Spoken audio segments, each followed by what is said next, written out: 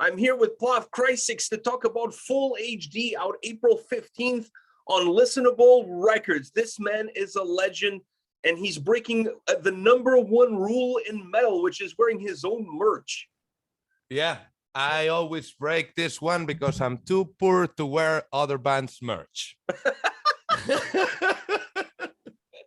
Hey, that's a good reason, man. I'm not criticizing. That's a good reason. Plus, you guys save it that one for the stage, you know, the other band's merch. Yeah, but for home, plus you have some cool merch. So, like, I mean, like, it's okay. You can pull it off. I'm giving you a pass. I'm giving you also wearing glasses, which is not that metal.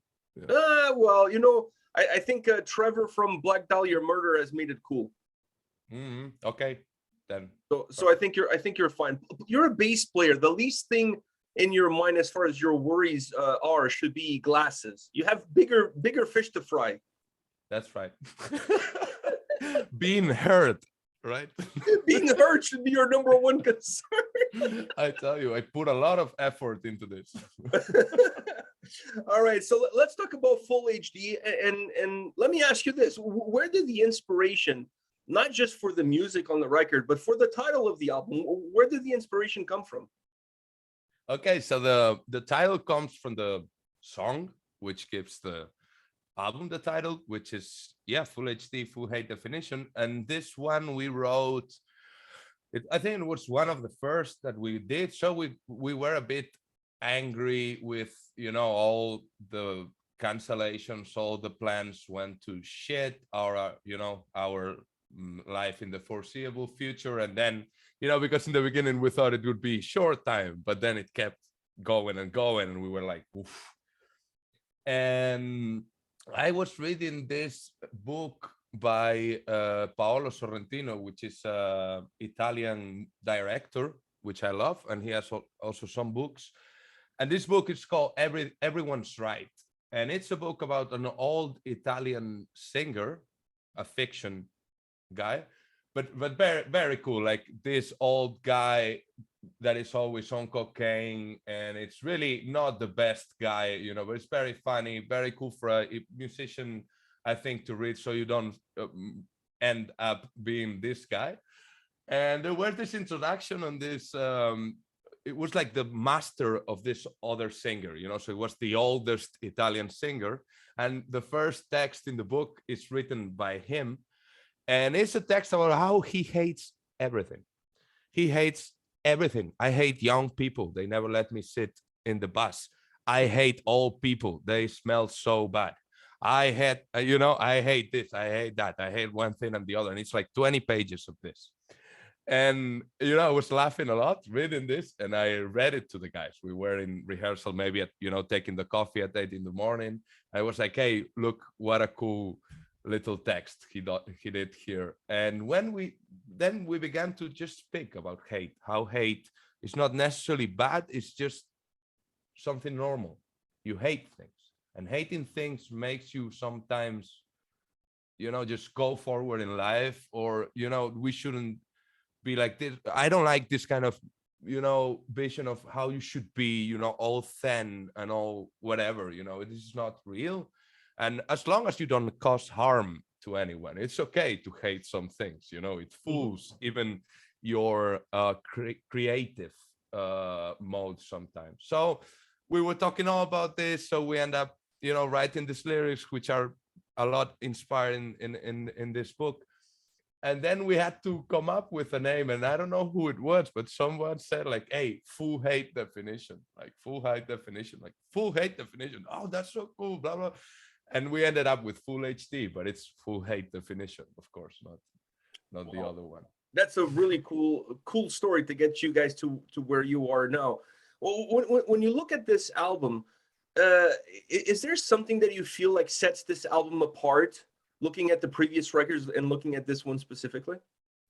I think, you know, what you have here, I think it's at least, you know, this is the first long play that I'm part of the band, because I did American Thrash, I did the Pizza EP, but this is like the first time I'm in writing music with them, and you know, being all the production part with them and everything.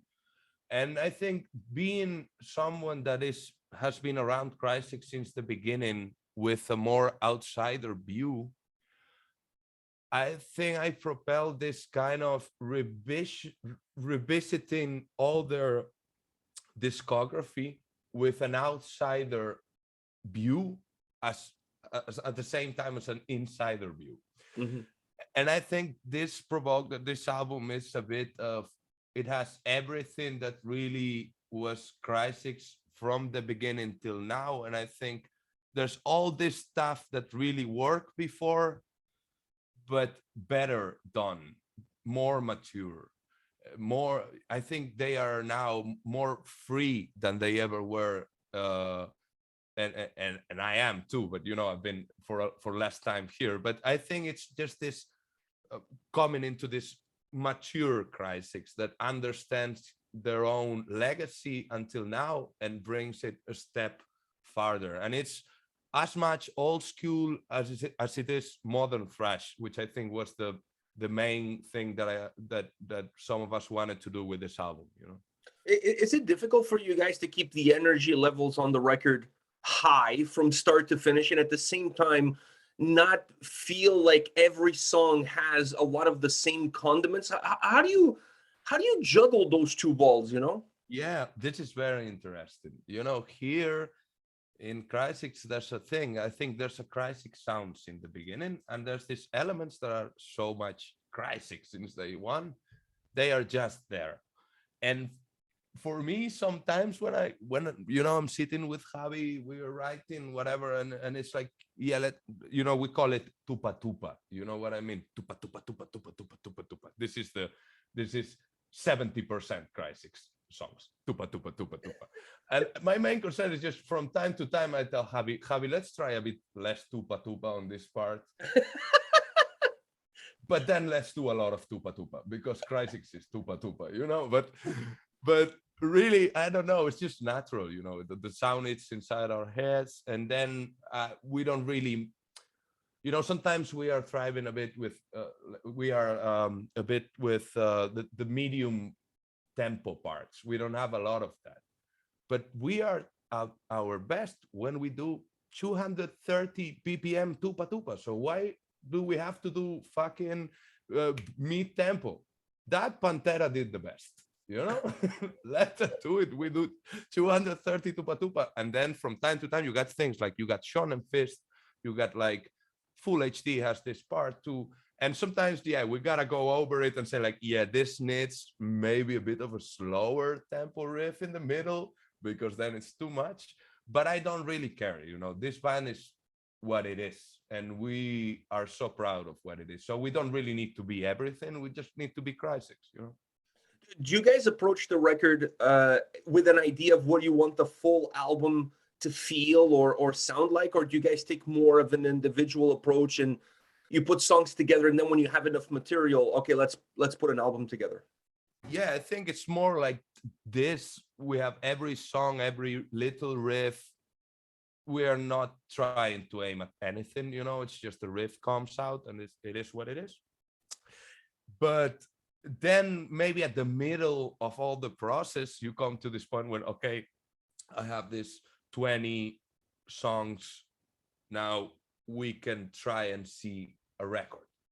You know, it's not a collection of 20 songs. Now it has to be an album. And then here, maybe you tweak it a bit. You cherry pick, you know, this, not this one. We save this for the next one. And you try to find this thing. But usually the process is very, very, very natural. And only in the last parts of the production, we go into this, okay, let's make this an album, you know. But the album is almost there because in the end, Crisix is Crisix. As I was telling you, you know, we don't have to do a lot of effort into making it sound together because it's what it is, you know. I want to get a little bit nerdy with you here because I know you're not just playing bass, you're also behind the sound and the experience of the record. Listen to this Crisix album. I noticed something that perhaps had been there before, but I don't think was as noticeable before as it was on this record. And that is how much the sound travels from the bottom end of the spectrum to the top end of the spectrum. I felt like you guys created these elements that were in the back end almost as the roots of the experience, like the bass, some of the cymbals on the drums. and then you had a sense of progression with the guitars on the top and then the vocals even higher on top of that. But this experience really made the sound not necessarily big, but it made the sound move even more. Do you see that as well in how the overall soundscape is put together? Yes, I think there's been a bit of a change now, with me entering the band. They didn't have that much space for bass before I was in the band, and then I was breaking their balls for 2 years, and I'm still doing it. But I reworked their camper sounds so I would make a bit of more space for the bass, and really we discussed a lot this how you will occupy certain parts of the spectrum. And this we also talk a lot about when we are writing the songs. So maybe you have this part and it's working, but there's something missing. And sometimes it's not about the notes, it's not about the rhythm, it's about which space you are not occupying or which space you are occupying too much. You know what I mean? So you have to have this kind of view of the spectrum of sound, not the view of the notes, which is what, or the rhythm, the musical parameters, which musicians, this is what we have. But because Javi and me, we've done some work as producers, we learn from the engineer guys to see a bit more into the spectrum part of music. And I think this is doing a lot of, benefits a lot when you're writing music sometimes that you don't know what is missing. And also in the general sound, when we work with Pete Ruccio and we knew a bit more than before what to say about, occupying. So I really I saw the review you did, and I noticed this, and I really like that you came up, with this interpretation of it, because we did a lot of work in redistributing a bit the spectrum thing. Yeah, absolutely. Yeah, it gives more power to the sound, but it doesn't make necessarily the sound like overwhelming. Like, you know what I mean? You can make the sound big without putting all the eggs in one single basket, which a lot of bands tend to do that in order to create volume and heaviness. Yes. You guys still did the same thing, but you just spread it out a lot better. Yes, there's, and here some of us have an opinion, some others have a different opinion, and I think we came into a middle point, because maybe me and some other guys in the band, we are a bit more into all analog, all old school, this kind of sound, and then you got guys in the band that are a bit more into this wall of sound, a bit more modern. But this is Crisix, this mix, so I think there's always this, going into no, we should do it like, I want it to sound not as good, because I like when it doesn't sound as good as, whatever high level album, I don't care, but then you also want this punch, this punch. And I'm very happy. I think Pete Ruccio absolutely gets Crisix and what we wanted, and I'm so happy that we got this sound that is punchy, it's modern, but still it's not this, what you said, this overwhelming wall of sound, but more that you can hear the band, and that you have a bit this old school feeling, but with a kind of modern production approach. And this is absolutely the main idea with the album. Yeah. So this being your first full-length record with Crisix, before you guys started to record, did the guys approach you and said, this is what we want from the bass on this album. We want the bass to sound like Injustice for All. Did anybody mention that to you? Okay, so no, they let me do whatever I want, more or less, because in American thrash I tried a Rickenbacker bass, and it was too much mix for them. It was cutting the mix too much for them, so I had to ditch it for this one. I use a 78 precision bass, original, very cool bass.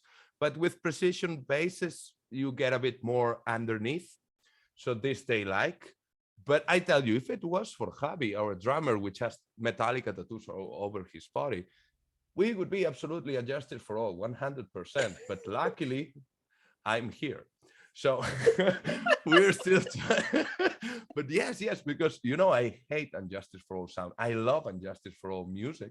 I hate Injustice for All sound. I hate it. I Yeah, can't I'm with you on understand. that 100%. I don't understand how does it. It sounds horrible. It sounds great because it has great riffs and great songs, but come on. But he really likes it. But then, it's just he has to understand the bass player wants to hear its own parts. So we break a deal in the end. We find a way. We find a way. But now he's even asking for my bass on the monitor, which he didn't do previously.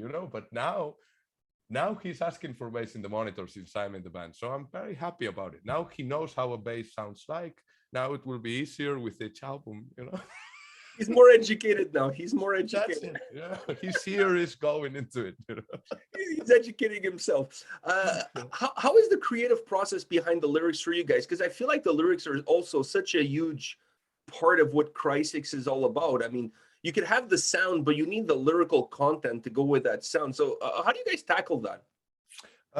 I think lyrics was one of the parts that we really wanted to make a change, and Juli and me wanted to bring all the band into the process, and we were concerned into that we really wanted to, as much as we want to do the all the funny lyrics and all this, when we get into the serious lyrics, which were always there, we really wanted to bring a bit more of ourselves into the lyrics. It's not about writing my own diary or whatever, but really trying to do not always lyrics about whatever thing that is exterior to the band, but really try to find in our personal lives something that was meaningful for us and that could say something that could ring with other people. And I think this will really we really step up the lyrics with this in this time, and everybody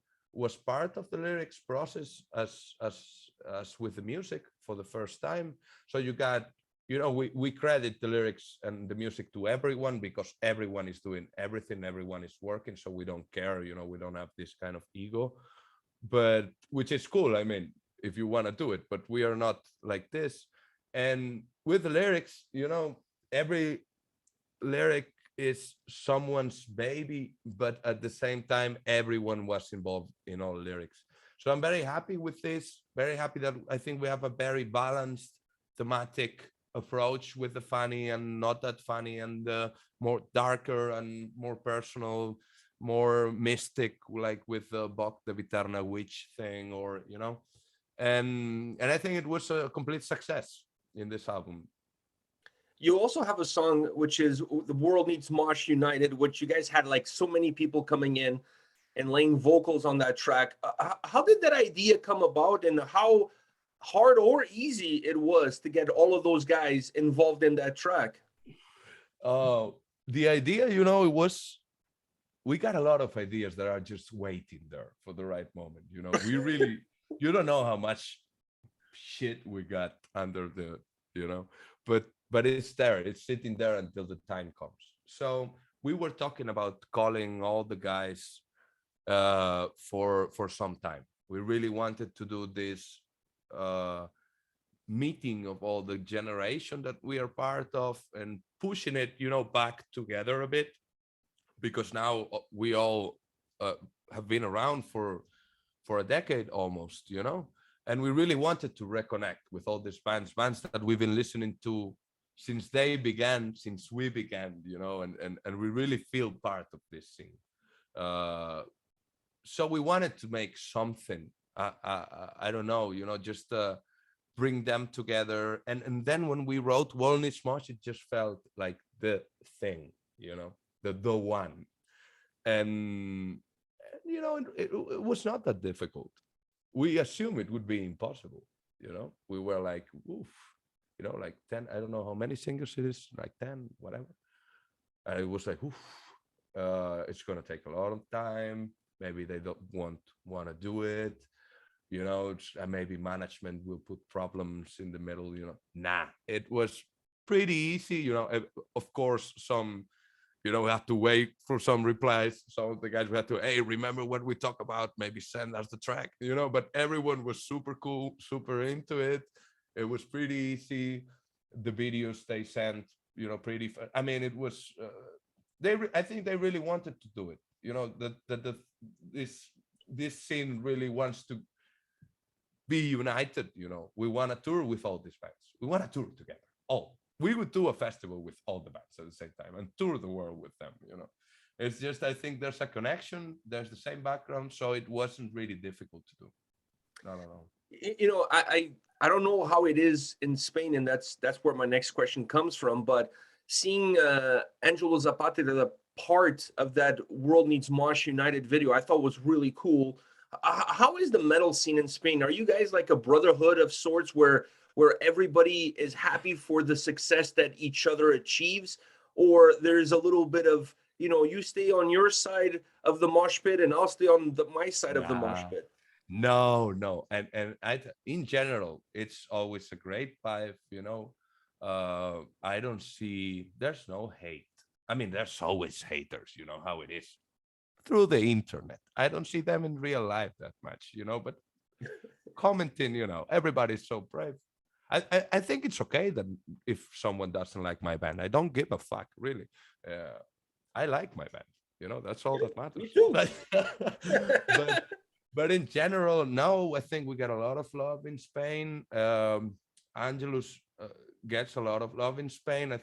We are kind of the main bands going, you know, thrash bands. We are the ones, and they have done international tours too. So we are kind of these two bands that go out of Spain, and we got a long history with them. We are really friends, great friends. You know what I mean? I was a student for Davish, which is the lead guitarist for Angelus, was my guitar teacher when I was like 18, 19 years old. He was teaching me for 3 years. He produced my first album with my band. With Crisix, they have always been, you know, together, and we are really brothers, and we are happy for every step they do, and I know they are happy for every step we do. And at the same time, I tell you, we all learn from each other. You know what I mean? Because in Spain, we don't have bands that have done this before us in the metal world. Okay, so we are kind of exploring the international scene for the first time. I mean, there are bands that did maybe a bit, but not that for a long time. Went to an European tour, United States tour, come back, then go again. This is new for Spain. And we all learn a lot from each other because we are the first, and that's it. And we can't hate each other because we are brothers, man. We are part of this. We have grown together a lot. And when they, you know, just do something right, we are watching. When we do something right, they are watching. And this is the best, you know, this is the best that can happen to you, that you got another band that is pushing, and we really like them. And it's not a lot, there's no bad nothing, you know. We just smile a lot when we have a poster. Some friendly rivalry, if you will. So that's it, but that's what you should have. Yeah, if they do something good, you guys are like, ah, fuck those guys. We gotta do better next time. We gotta be the ones doing better next time, and then vice versa. Yeah, but you should have that too inside the band. You know what I mean? You should, when somebody comes with a sick riff, you love him for that, but you want to bring another riff next day, you know. And this is how people get really to the top of their ability, you know, when you are surrounded with people that is pushing, that is doing something people never did before around you. And I think in Spain, everybody understands this, and there's really no big issue, you know. We're chill people here around here, you know how it is. This being your first full-length record, you had a full-length record before with the band, but that was covers. This is the first full-length new material stuff. What is the one thing that you're walking away feeling really proud of? Is it the work behind the cameras, if you will, or your bass work? Like, what are you most proud of? No, I'm proud of the full thing. I'm a team player. I just see the full thing. I mean, I'm proud of my bass lines. You have to really put your ear there to hear them, but they are great. I work them a lot. I really like the sound, but then in the end, I worked in everything. I worked in lyrics. Everybody worked in lyrics. Everybody worked in guitars. Everybody worked in drums. Everybody worked so in bass. So I think everybody in the band would tell you the same. I mean, guitarists are guitarists, but you know what I mean.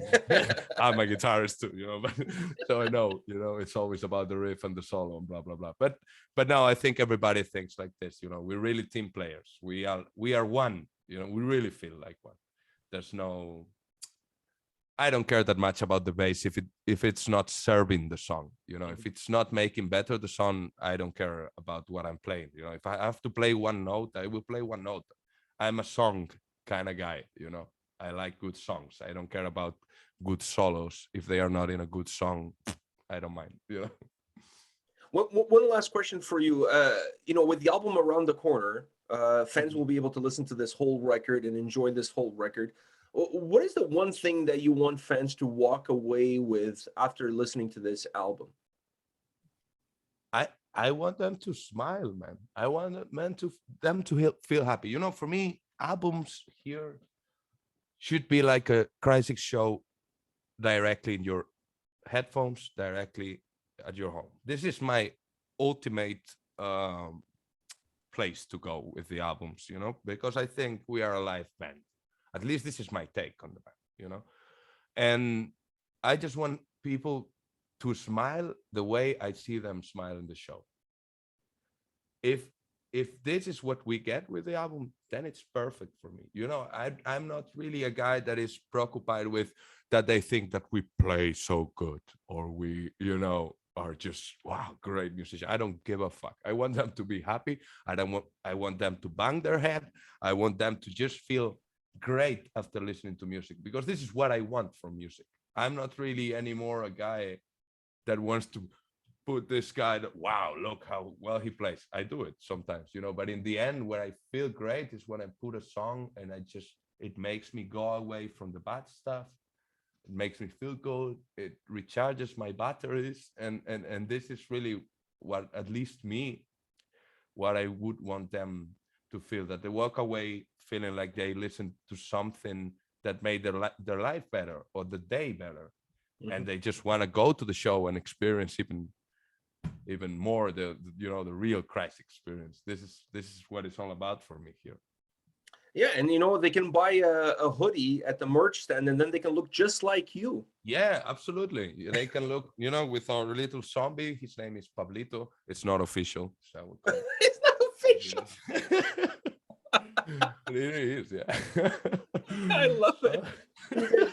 You guys are the absolute best, man. I honestly, I love you, all of you. Your dudes are just phenomenal. So much fun to listen to.